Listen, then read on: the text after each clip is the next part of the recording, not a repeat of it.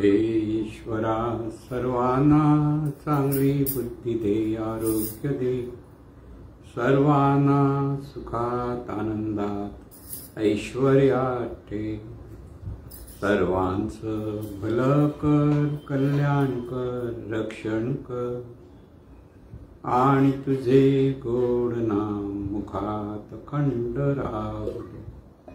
सद्गुरुनाथ महाराज की जय. सद्गुरु वैभवी मातोश्री मायांना प्रथम कृतज्ञपूर्वक वंदन. आणि आपण सर्व सद्भक्त सच्चोते हो, आपणा सर्वांना आदरपूर्वक नमस्कार. आज सोमवार आहे आणि आपला विषय चला आपण सारे आनंदाने जीवन जगूया. आनंदाने जीवन जगणं हा प्रत्येक माणसाचा हेतूच आहे. जन्माला आलेल्या प्रत्येक प्राण्याला आनंद हा हवाच असतो. पशु असतील, पक्षी असतील किंवा माणसं असतील. जिथे जाणणं हा प्रकार सुरू झाला, त्या जाणण्यामध्ये सगळ्यात महत्त्वाचा भाग म्हणजे त्या जाणण्यातून माणसाला सुखी होण्याची किंवा माणसाला सतत सुख हवं असतं. आपण सतत सुखी व्हावं असं हे वाटत असतं. त्यामुळे सुख, आनंद, शांती, समाधान ह्या सर्व गोष्टी प्रत्येक माणसाला हव्या असतात.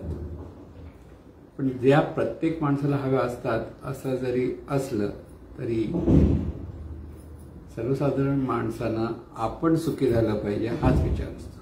इतरांच्या सुखाचा त्याला विचार नसतो. आणि त्यामुळेच जीवनामध्ये अनेक अडीअडचणी ज्या निर्माण होतात तर ह्या भावनेतून होतात. कारण त्या भावनेतून आपले विचार, त्या विचारातून आपलं बोलणं असतं, आचरण असतं आणि त्याचा परिणाम आपल्याला परत तसाच समोरून जसा विचार तसा तुमच्या जीवनाला आकार या नियमाप्रमाणे होत असतं. आणि म्हणून आपल्या जीवनाचा जो मूळ स्रोत आहे तो म्हणजे विचार. आणि तो विचारच आपला चुकीचा असेल. चुकीचा म्हणजे फक्त मी सुखी झालो पाहिजे हा विचार आहे माणसाकडे. आणि इतरांबद्दल कसली फिकीर नाही. असं आपण समाजात पाहतोच की माझा फायदा झाला पाहिजे, मला हे मिळालं पाहिजे, मलाच सगळं जमलं पाहिजे, की मलाच सगळं महत्त्व मिळालं पाहिजे असा ज्यावेळेला माणूस विचार करत असतो आणि त्याच्यातून तो इतरांवर स्वतःची कधी सत्ता अशी तर सत्ता गाजवतो किंवा इतरांना दुःख झालं तरी त्याला ती पर्वा नसते. तो स्वतःच खरं ह्या अंगाने जीवन जगत असतो. म्हणून सर्वात महत्त्वाचं लक्षात ठेवा की समाज सुखी तर आपण सुखी हा जीवनविद्येचा सिद्धांत आहे. मी फक्त सुखी नव्हे, सर्व समाज सुखी झाला पाहिजे ही विचारधारणा तरी माणसाकडे प्रत्येकाकडे ती असली पाहिजे. इथे सर्व सुखी तर मी सुखी म्हणजे इथे सर्व सुखी म्हणजे समाज सुखी. की जसं घरामध्ये जी काही 4 माणसं असतील त्यातला एक जरी माणूस आजारी पडला तरी त्या घरामध्ये आनंद राहत नाही. प्रत्येकजण त्याला त्या आजारी माणसाला बरं करण्याचा प्रयत्न करतो. ही जी सहज प्रेरणा आहे ही खूप सुंदर असते की जरासं सुद्धा एक इतरांचा दुःख झालं तर तिथे आपण त्यांना मदत करायला गेलं पाहिजे ही भावना जर माणसाकडे असेल तर त्याच्यातून जीवनामध्ये किंवा सामाजिक जीवनामध्ये आनंदी आनंद निर्माण होतो. प्रत्येक जण एकमेकासाठी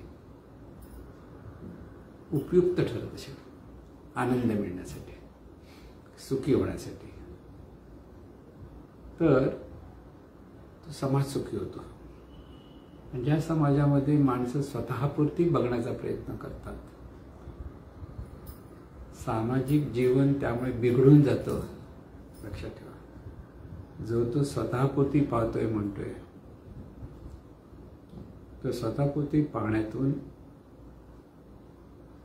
ॲक्शन रिॲक्शन इतक्या विचित्र होऊन जातात माणसाला कळतच नाही हे अपयश कसं येतं, दुःख कसं होतं, आपल्याला तर आनंदात राहायचं, पण वाट्याला मात्र भलतंच येतं. वाट्याला भलतंच येतं कारण आपण ज्या भावना आपल्या मनाशी बाळगून ठेवलेल्या आहेत, त्यातून ज्या पद्धतीने आपण जे विचार करतो, आचरण करतो, तेच आपल्या दुःखाला कारणीभूत ठरत असतं. म्हणजे दुःख हे आगंतुक आहे खरं म्हणजे. दुःख हे सहज नाही, सुख सहज आहे. पण आता उलट झालं आहे, दुःख सहज वाटतं लोकांना की माणूस दुःखी होतोच, आणि सुख हे आगंतुक आहे असं त्याला वाटतं. पण खरी वस्तुस्थिती सुख हे सहज असल्यामुळे दुःख आगंतुक असतं. पण इथे वागण्यातूनच आपण हे दुःख ओढावून घेतो,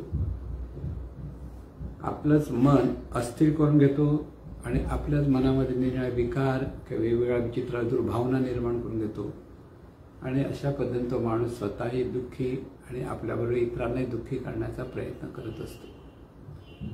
म्हणून इतर सुखी झाले, इतरांना यश मिळालं, तर एखाद्याच्या पोटामध्ये दुखायला लागलं तर ती वृत्ती म्हणजे तो स्वतःही दुःखी होणार आणि त्या स्वतःबरोबर इतरांना दुःखी करणार. पण लहानपणापासूनच मुलांना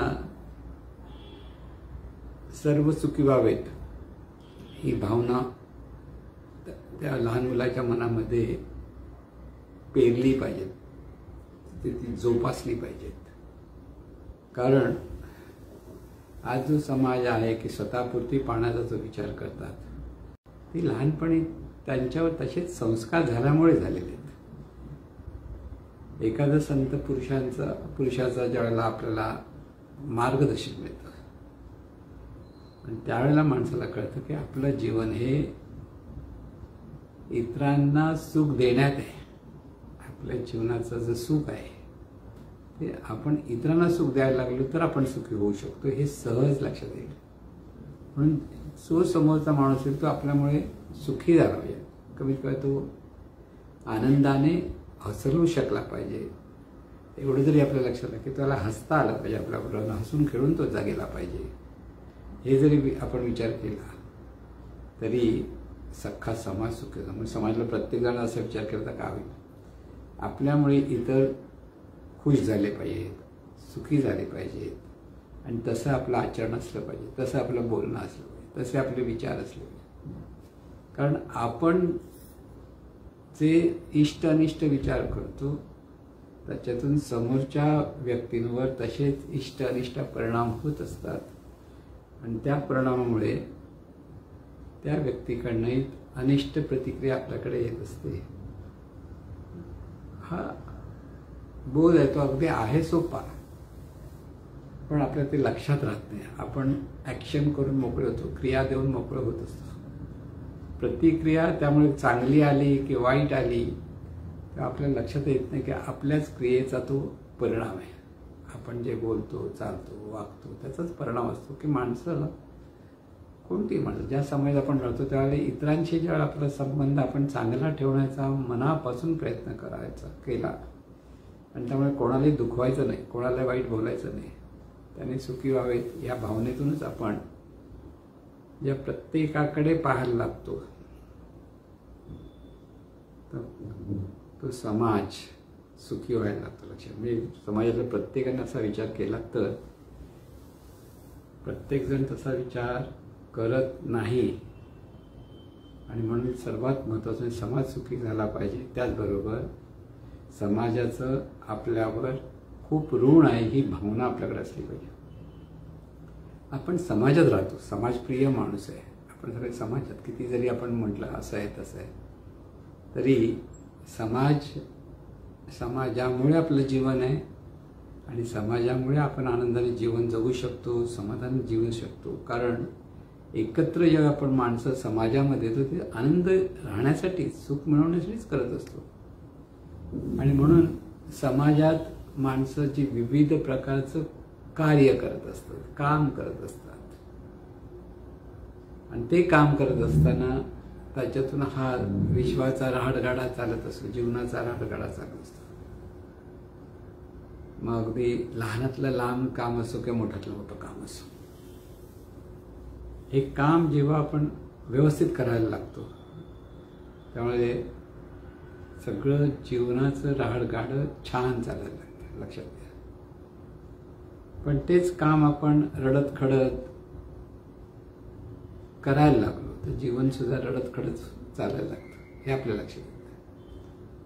म्हणून महाराजांनी लव वर्क पहिलंच सांगितलं की जे काम आपण करतो आहोत ते काम मनापासून करा. लव वर्क म्हणजे अगदी मनपूर्वक करा. आणि जेव्हा हे मनपूर्वक आपण कार्य करतो त्या कार्यामध्ये आपण झोकून देतो. बराच वेळ आपल्याला बाकीच्या जगाची शुद्धही राहिलेली नसते, त्या कामात आपण इतके रममाण झालेलो असतो. आणि ते काम पूर्ण झाल्यानंतर सगळ्यात महत्त्वाचं आपल्याला जो भेट मिळते ती म्हणजे असते ती समाधानाची. समाधान वाटतं का रे आज आपल्याकडून छान काम झालं. म्हणून हे काम नेहमी लक्षात ठेवायचं की ते समाज उपयोगी असलं पाहिजे. फक्त माझं हितासाठी मी उपयोग करेन आणि समाजाचा जर त्याच्याकडे विचार नसेल तर त्याचा अनिष्ट परिणाम पुढे आपल्या जीवनात येतो. आम्ही जेव्हा ग्रंथदिंडीला जायचो तेव्हा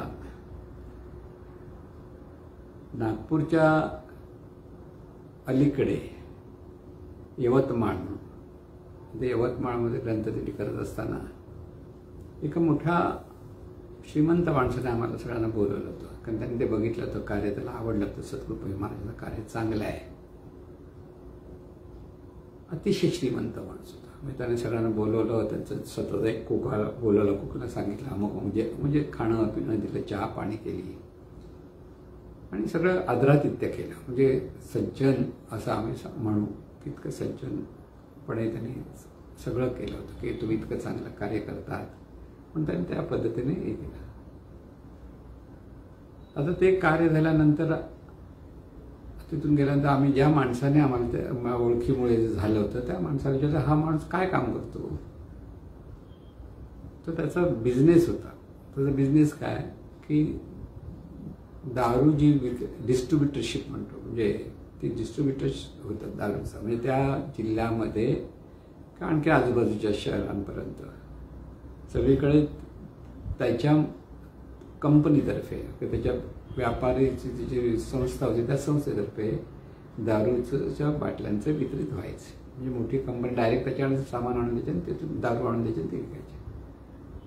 म्हटलं हा असं करतो. म्हणजे बघायला गेलं तर समाज विघातकच झालं. दारू पिणं म्हणजे घराचे संसार उडतात, वाऱ्यावर येतात. जे लोक दारूच्या पायी नादी लागतात त्यांचे. मग हा असं करताना हा असं चांगलं कार्य पण कसं काय करू शकतो.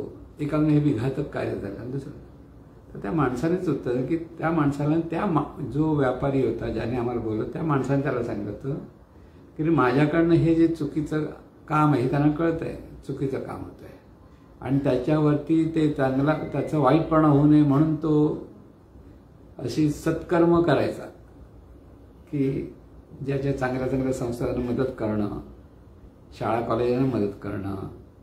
आता त्यामुळे मदत करण्यामुळे दानशूर म्हणून नाव मोठं होत होतं. पण हा पैसा येत होता कुठून? दारूच्या विक्रीतून. की दारूचं जे वितरण व्हायचं बाटल्यांचं आणि त्याच्यानंतर म्हणजे बघा एका बाजूने विघातक कर्म तर दुसऱ्या बाजूने चांगलं कर्म. की जे जे लोक चांगलं कार्य करतात त्यांना ते बोलवून त्यांचा आदर तिथे करणं, त्यांना मदत करणं, हे सगळं अशा पद्धतीने करायचं. आणि त्यामुळे आम्हाला तो खूप छान माणूस वाटला, मोठा वाटला. पण जेव्हा हे कळलं की अरे असं विघातक कर्म करतात त्यात हे असं कसं आहे, ह्याचं जीवनात काय होईल. तर काही म्हणजे अगदी 2-3 वर्षानंतरच जो माणूस त्यांना ओळखतो त्याचीच आमची भेट झाली होती सद्गुरूंच्या एका कार्यक्रमात. आम्ही त्या माणसाचं विचारलं काय चाललं आहे. तर त्याला घशाचा कॅन्सर झाला आहे आणि तो अतिशय आजारी आहे म्हणून सांगितलं. बघा कारण काय, सत्कर्म केलं म्हणून त्यांचं नाव झालं, लोक त्यांनाही सन्मान द्यायला लागले. पण दुसऱ्या बाजूने कळत नकळत दारूचा जो व्यवसाय त्यांनी केला होता त्यांचे संसार उद्ध्वस्त होत असते. तर त्या विघातक कर्माचा वाईट परिणाम पण त्या माणसावर झालाच. तो वेगळ्या वेगळ्या पद्धतीने होतो. एवढंच सांगायला मुद्दा काय की आपलं काम जे आपण करतो ते विघातक असता कामा नये, की लोक दुःखी होता कामा नये. समाज सुखी तर आपण सुखी, हे कळलं पाहिजे आपल्याला. आपल्याला खूप पैसा मिळतोय म्हणून आपण कोणताही धंदा करावा की ज्याच्यातून समाजाला त्रास होईल, तर त्याच्यातून ह्या माणसाचे व्यक्तिगत पात्रतेचा वाईट परिणाम हा होतोच. म्हणून मृत्यूही पावला त्या आजारपणातून नंतर शेवटी.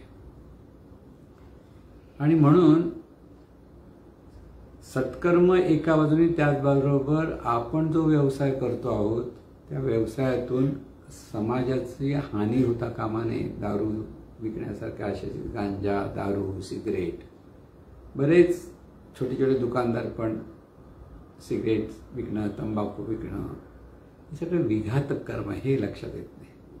आणि त्या विघातक कर्मातून माणसाला दुःख येतं. म्हणून समाज सुखी होण्यासाठी आपण चांगलं कर्म करणं किंवा आपला व्यवसाय सुद्धा ज्याच्यातून समाजाचं हानी होणार नाही, समाजात दुःख निर्माण होणार नाही असं करणं, की समाजातील लोकांचा घात होणार नाही.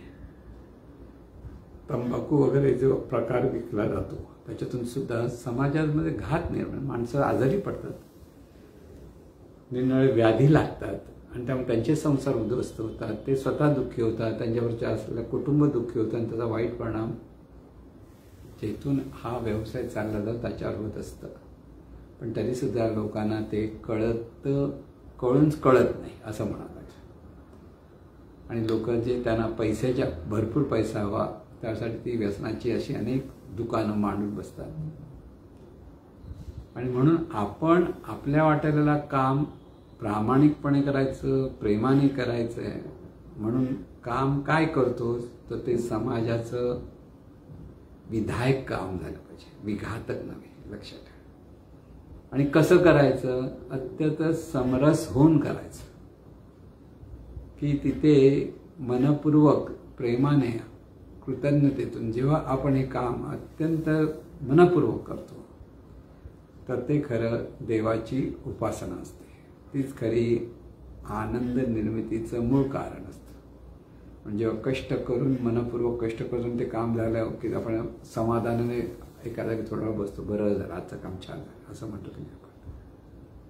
त्यामुळे आपलं कर्म हे विधायक कर्म असलं पाहिजे आणि ते विधायक कर्म मनापासून करा. नाही तर एखादा दारूचा धंदा विकणार माणूस मी मनापासून दारू विकतो म्हणतो आणि जर पैसा म्हणून तो खुश होतो, मनापासून करतोय, प्रेमाने करतोय, कृतज्ञतेने मी माझं काम करतो. कोणतं काम करतोय? जर तो विघातक काम करत असेल तर तिथे आनंद काही काळासाठी असेल, नंतर ते दुःख निर्माण होतं, लक्षात ठेवायचं.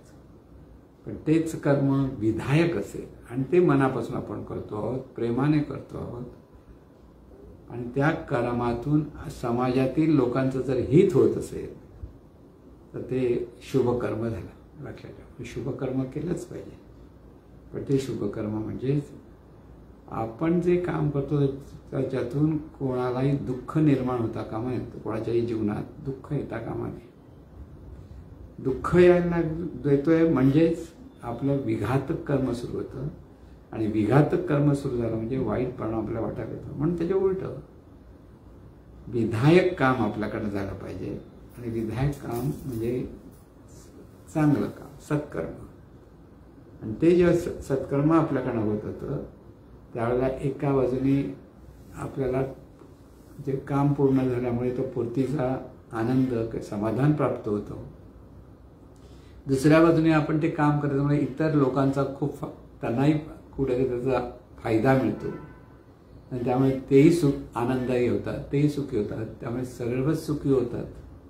आणि सर्व सुखी होणं, आपल्या कृतीतून सर्वांना सुख मिळणं, ही ज्याची भावना असेल त्याचं जीवन आनंदमय होतं, लक्षात ठेवायचं. म्हणून जीवन आनंद राहण्यासाठी की आनंदाने जीवन जगण्यासाठी खूप काही करायला लागत नाही. जे करायचंय ते निसर्ग नियम लक्षात ठेवून करता आलं पाहिजे. जे विधायक कर्म आपल्याकडनं व्यवस्थित झालं पाहिजे.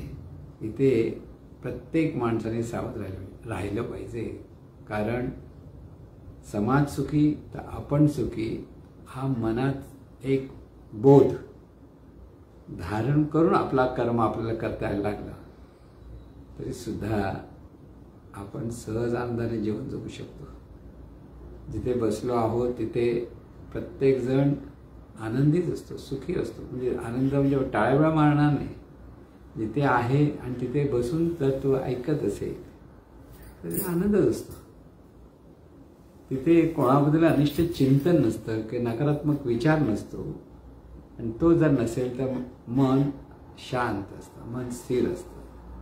आणि असंही मन स्थिर असलं की मनामध्ये जीवनामध्ये प्रत्येक माणसाच्या सुख हे अनुभवता येतं. सुख हे अनुभवायचं असतं आणि सुख हे अनुभवायचं असतं. आणि जेव्हा सुख द्यायचं असतं म्हणतो आपण तेव्हा ते आपलं विचार, आपले बोलणं, आपलं आचरण हे तिथे येतं. कारण सुख देण्यासाठी सुख हे अत्यंत सूक्ष्म आहे. आणि त्यामुळे द्यायचं कसं तर त्याच्यासाठी स्थूल गोष्टी आहेत ह्या कर्माच्या. त्या कर्माच्या अंगाने सत्कर्म आपल्याला करायचं असेल तर ते सत्कर्म आपले विचार उच्चार आचरणातून असायला हवं, व्हायला हवं. आणि हे जेव्हा व्हायला लागतं माणसाच्या जीवनामध्ये तर त्याला सहज आनंद प्राप्त होतो, सहज समाधान प्राप्त होतं. आणि हे सहज समाधान प्राप्त होणं फार महत्त्वाचं असतं. सहज आनंदात राहणं फार महत्त्वाचं. सुख थोडा वेळ आणि थोड्या वेळानंतर नाही असं झालं तर माणूस सुखी होऊ शकत नाही. म्हणून जगामध्ये जेव्हा आपण पाहतो त्यावेळेला काही गोष्टी अनुकूल असतात, काही गोष्टी प्रतिकूल असतात. प्रत्येकाच्या जीवनात असतं. असं काही नाही की श्रीकृष्णाच्या जीवनात जन्माला आला पण प्रतिकूल गोष्ट होती. तुरुंगात जन्माला काय आला, ते यमुना नदीला पूर काय आला, मग तिथे त्याने आई वडिलांचा तो दूर काय बसला, त्याची सख्खी आई तुरुंगात, तर तिथे यशोदा ही त्याची दुसरी आई झाली. म्हणजे इथे प्रत्येकाच्या जीवनात अनिष्ट आणि इष्ट घटना घडत असतात आणि त्याला सामोरं जाण्यात शहाणपण आहे. तिथे पळायचं नाही किंवा तिथे लांब पळून आपण त्याच्यापासून लांब दूर जातो असं म्हणायची गरज नाही. जे आपल्या वाट्याला आलेली परिस्थिती आहे तिला सामोरं जायचं असतं. जितकं आपण सामोरं स्थिर मनाने जायला लागतो तशी तशी आपल्या जीवनामध्ये प्रगती आपल्याला प्राप्त होते. लक्षात ठेवायचं. म्हणून व्यावहारिक ज्ञान म्हणतो किंवा प्रापंचिक ज्ञान म्हणतो त्या अंगाने आपण उत्कर्ष साधायचा असतो. आणि त्याचबरोबर आध्यात्मिक ज्ञानातून आपण आपल्या मनाची उन्नती साधायची असते. उत्कर्षही हवा आणि उन्नती हवी, दोन्ही. नुसता उत्कर्ष म्हटला आणि मनाची जी उन्नती नसेल तर तो उत्कर्ष जास्त वेळ टिकू शकत नाही. तिथे जे जे प्राप्त झालंय त्याला 100 वाटावं लागतात आणि ते कधी कमी झालं हेच कळत नाही माणसाला. म्हणून उत्कर्ष हवा, प्रगती हवी, सर्वांशी चांगले संबंध ठेवता येईल ही भावना हवी. प्रत्येकाशी ठेवता येणार नाहीत. माणसं वेगळ्या वेगळ्या पद्धतीचे आहेत पण आपल्यासमोर सर्व आहेत ती परमेश्वराचीच रूपं आहेत. हा जर भाव आपल्याकडे असेल तर आपल्याकडे हे चैतन्य स्वरूप सतत सहज लक्षात यायला लागेल. सगळंच आहे. खूप काही करायला पाहिजे असं नाही आहे पण ते जाणीवपूर्वक आपल्याकडनं सत्कर्म व्हायला लागेल तर तो आनंदाचा दिवस असतो. म्हणून सर्वात सोपं म्हणजे सुखी होण्याचा मार्ग म्हणजे काय, सत्कर्म आपल्याकडनं होत राहिलं पाहिजे. विचाराच्या लेवलला, उच्चाराच्या लेवलला आणि आचरणाच्या लेवलला. या 3 ठिकाणी जितकं आपल्याकडनं सत्कर्म व्हायला लागेल तितके आपण सुखी होतो. कारण सत्कर्म हे देणं आहे आपल्याकडनं. आपण देतो इतरांना काहीतरी त्याच्यातून देत असतो कर्मातून.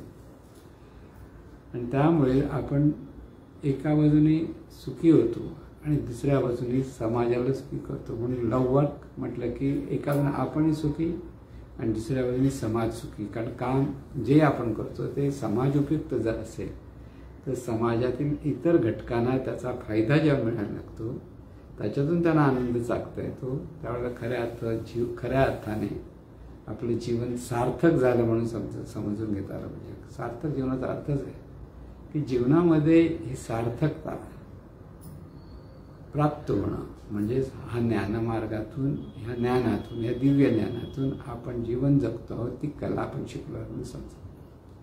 ही सुद्धा कला आहे.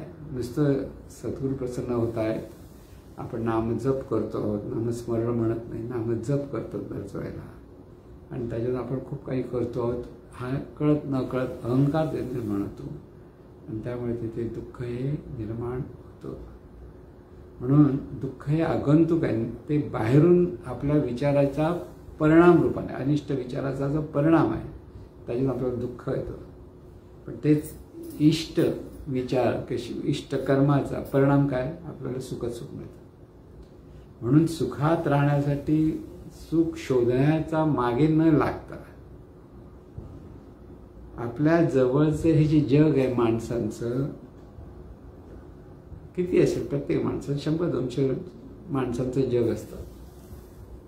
आता प्रसिद्ध लोक असतात, त्यांच्या मागे अनेक लोक धावतात, पण तिथेही ती मर्यादा असतेच. त्यामुळे इथे सर्वांच्या ठिकाणी पाहताना सर्व सुखी झाले पाहिजेत, हाच विचार प्रामुख्याने आपलं धरून ठेवता. म्हणून देवा अनंत तूच सर्व आहेस, सर्वांचं भलं होत आहे.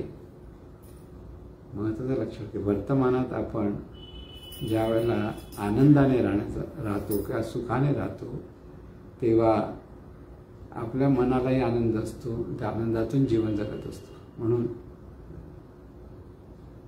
सर्व सुखी झाले पाहिजे. म्हणून हे सर्व जे जीवन आहे हे चैतन्य स्वरूप आहे, चैतन्य स्वरूपाचीच सगळं रूप आहेत, हा दृढ भाव आपल्याकडे असला पाहिजे. आपण विसरतो, जरासं एक रूप दिसलं ते आवडतं, एक दुसरं रूप ते नाही आवडत, आणि त्याप्रमाणे आपले विचाराच्या सुरू होतात, आणि त्या विचाराच्या सुरू होऊन नेमकं काय साधतो, तर आपण दुःखी होतो.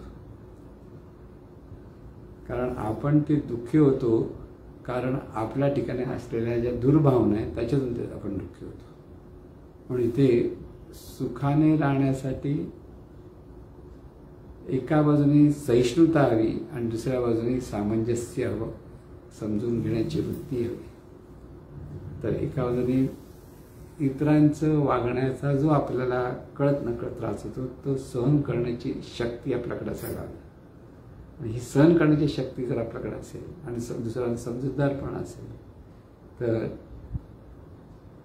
आपल्याकडनं हे सत्कर्म सहज होऊ शकतं. पण तिथे समाज सुखी झाला पाहिजे, सर्व सुखी झाले पाहिजेत, ते सर्व सुखी होत राहिले पाहिजेत, हा विचार आपल्याला पुन्हा पुन्हा पुन्हा करावा लागतो. त्याच्यातून आपलं कर्म हे सत्कर्म होईल आणि या सत्कर्मातून जीवनामध्ये आनंदी आनंद प्राप्त होतो. मग खूप काही धावाधाव करायची असते का नाही.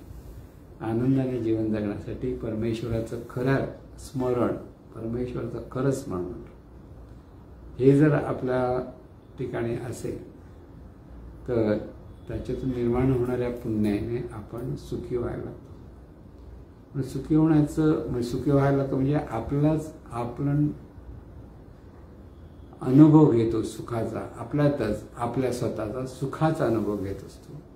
आणि ही ज्या प्रक्रिया समजते त्या माणसाच्या जीवनात आनंदी आनंदच असतो. आणि शेवटी आनंदातूनच तो जीवन जगतो आणि आनंदातून जीवन जगण्याने त्याला सर्व अंगाने जीवन अतिशय सुंदर आहे हा भाव, हा बोध तयार होतो. आणि अशा पद्धतीने आपण आपला आनंद मिळवण्याचा प्रयत्न केला पाहिजे. मिळवण्याचा हा शब्द तसा चुकीचा आहे. आपण आनंद अनुभवण्याचा प्रयत्न केला पाहिजे. आणि ते करता करता एक दिवस आपल्याला त्यात यशप्राप्ती होणार आणि यशप्राप्ती सर्वांना हो अशी सद्गुरूंनी प्रार्थना. हे ईश्वरा सर्वांना चांगली बुद्धी दे, आरोग्य दे, सर्वांना सुखात आनंदात ऐश्वर्यात ठेव, सर्वांचं भलं कर, कल्याण कर, रक्षण कर, आणि तुझे गोड नाम मुखात खंड राहू दे. सद्गुरुनाथ महाराज की जय.